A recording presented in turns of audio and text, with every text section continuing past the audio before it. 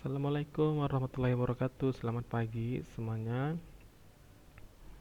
Mudah-mudahan dalam keadaan sehat pada pagi hari ini ya. Nah, untuk pembahasan kita hari ini,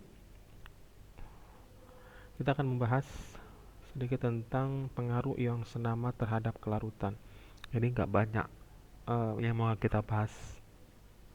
Nanti langsung kita buat ke contoh soal saja biar kalian lebih paham bagaimana yang dikatakan sebagai pengaruh daripada ion senama terhadap kelarutan. Ya. Nah, langsung saja saya bahas ke di sini. Dalam misalnya nih ya contoh nih, dalam larutan jenuh Ag2CrO4 terdapat kesetimbangan antara Ag2CrO4 padat dengan ion Ag positif dan juga ion CrO4 2 negatif. Jadi kalau misalnya kita buat ionisasinya dalam proses kesetimbangan Ag2CrO4, beginilah reaksi kesetimbangannya. Ag2CrO4 menghasilkan 2 Ag positif ditambah CrO4 2 negatif. Kan begitu kan? Nah, apa yang terjadi kalau ke dalam larutan jenuh tersebut, larutan jenuh Ag2CrO4 ini kita tambahkan larutan AgNO3.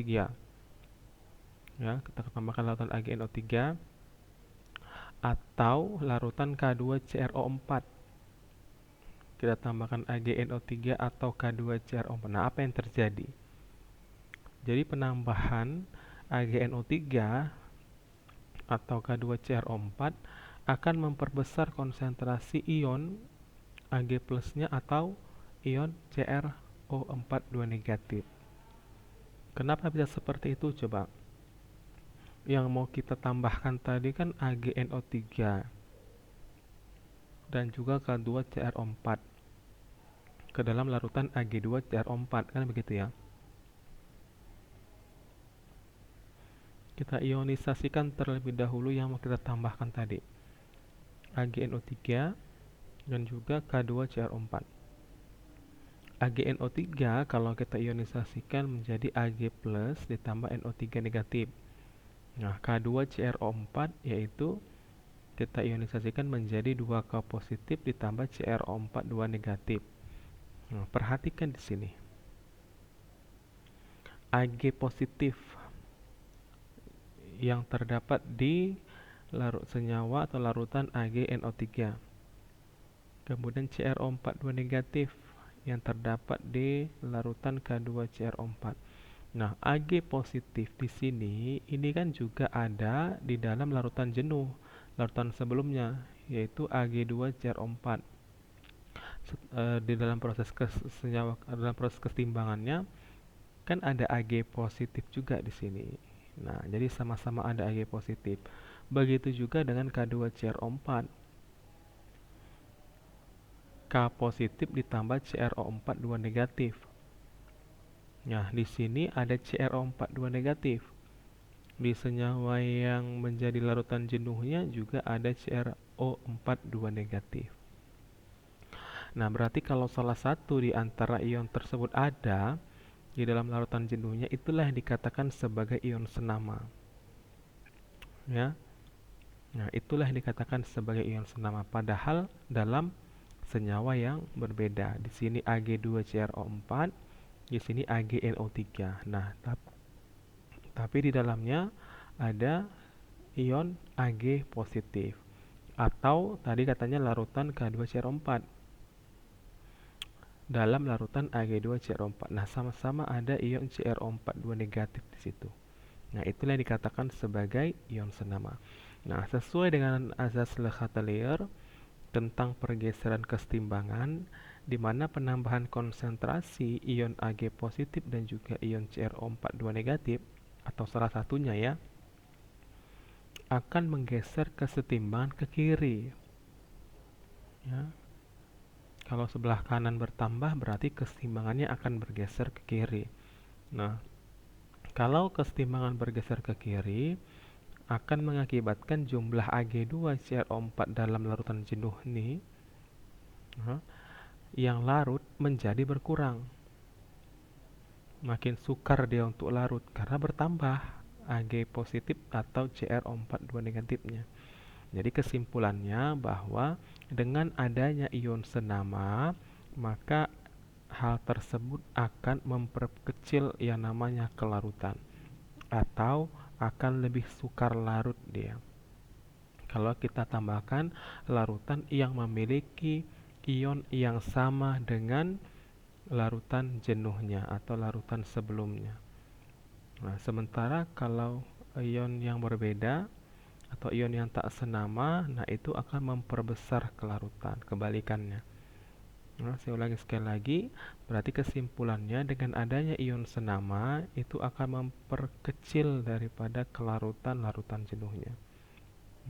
Ya, karena dia bertambah ionnya, jadi makanya makin sukar untuk larut. Ya, itu teori kesimpulannya. Kita masuk ke contoh.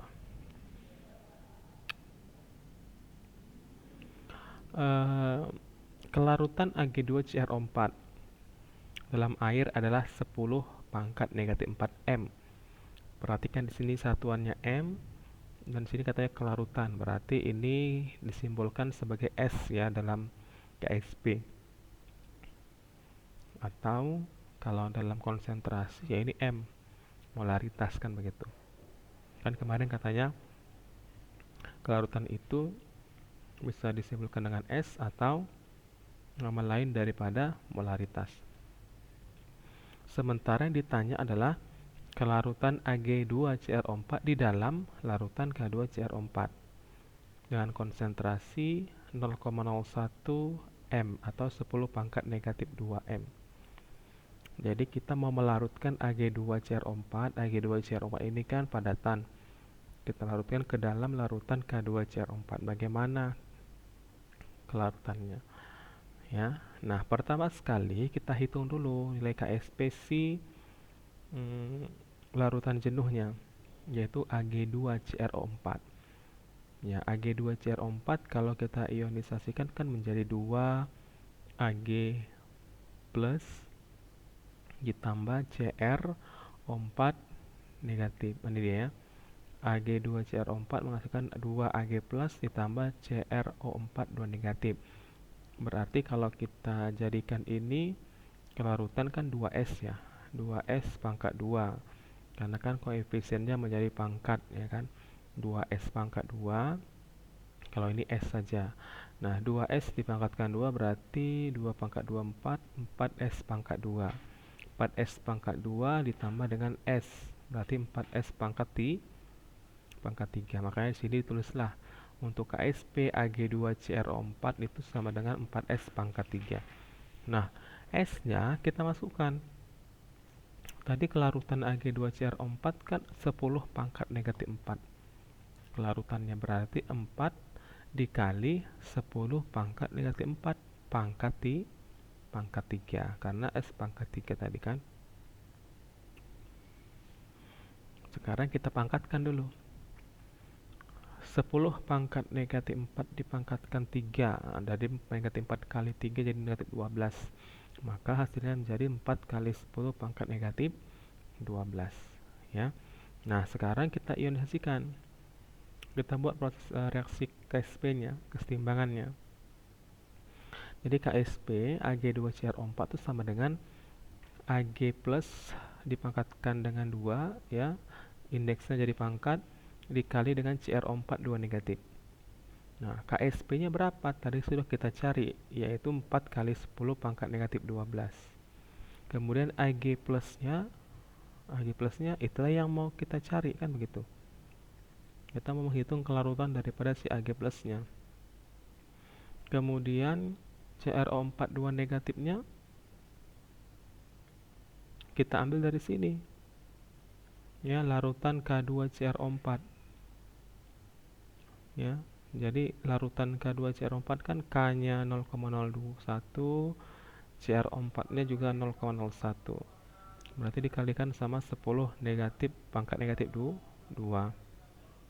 Jadi Ag plusnya sama dengan 4 kali 10 pangkat negatif 12 dibagi 10 pangkat negatif 2. Berarti 4 kali 10 pangkat negatif 10. Karena dia nih AG plusnya pangkat 2, berarti kita akarkan. 4 kali 10 pangkat negatif 10 diakarkan, berarti tinggal 2 kali 10 pangkat negatif 5. Nah, Ag2 CrO4 kan tadi setelah diionisasikan menjadi 2 Ag plus ditambah CrO4 2 negatif. Nah, Ag di sini konsentrasinya adalah 2 kali 10 pangkat negatif 5. Berarti Ag2 CrO4-nya berapa? 1 per 2 dikali 2 kali 10 pangkat negatif 5. Maka didapatlah hasilnya sama dengan 10 pangkat negatif 5. Jadi kesimpulannya adalah kelarutan Ag2CrO4 di dalam larutan K2CrO4, maka kelarutannya sebesar 10 pangkat negatif 5 molaritas. Begitulah cara menghitung kelarutan dari larutan ion senama ya. Jadi Ag2CrO4 kita hitung dulu KSP-nya.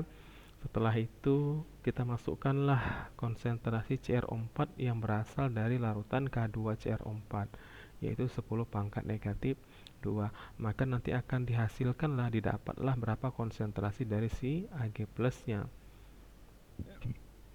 Kan begitu.